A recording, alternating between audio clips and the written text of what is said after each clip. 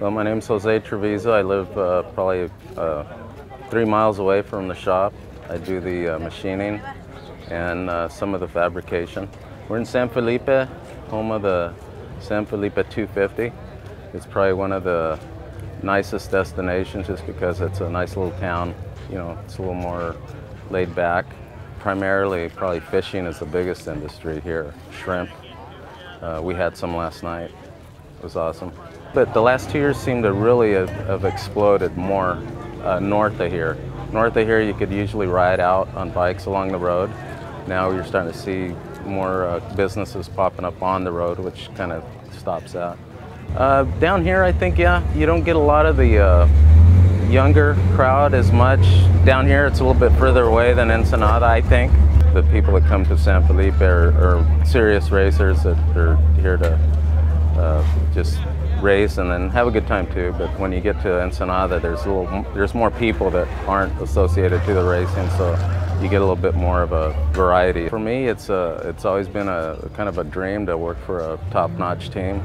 And when I got the opportunity to come on board, I didn't have to think twice. It was, you know, I put everything aside, kind of set myself up so at the beginning of the year I could be in full-time. Again, like I said, I've never worked for any off-road team, but just from what I've seen and from what I've been told from people, such as even this weekend, we had a neighbor come over and tell us that they haven't seen the type of professionalism that they saw when we came into the compound, set up the trucks, keeping everything looking good, not just making it a party type atmosphere, but you know, keep it very professional. And I like that. It puts us kind of apart. I know there's other teams too that are trying to keep that image, but I think Danny is really making it a priority, not only to win the race, but also to bring a very professional attitude towards it. Christian, again, they're guys that have been in different motorsports, that have seen how real professional top-notch teams should comport themselves in that, and that they're bringing that too. He's very knowledgeable. He's got a very good way of chewing you out. Makes you feel like, you know, good that, you know, he's telling you. He doesn't make you feel, you know, belittle you. When there's need to give you, you know, correction on anything you're doing, he does it in a very good manner.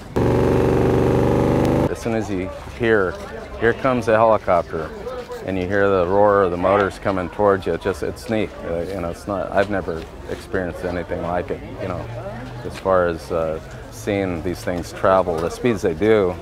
And you can only appreciate it more if you actually drive on these roads and see how fast they're going. So it's an adrenaline rush to me to watch these guys do what the cars do and what the drivers do. Well, they're gonna basically a little parade, you know, showing the trucks off, all the cars that are going to be entered.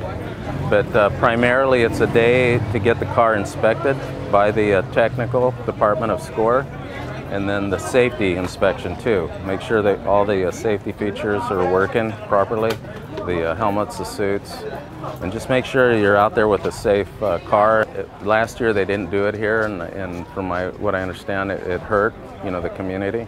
So they've really welcomed it with open arms again. They always have, but this year seems to be there's a lot of real thankfulness on the community that we're back here again as a race, you know, as a team, and you know, SCORE.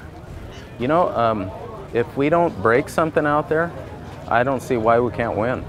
You know, the terrain is just brutal, and like I said, we broke a brake line on the chase truck yesterday from the huge rocks that they got to go through.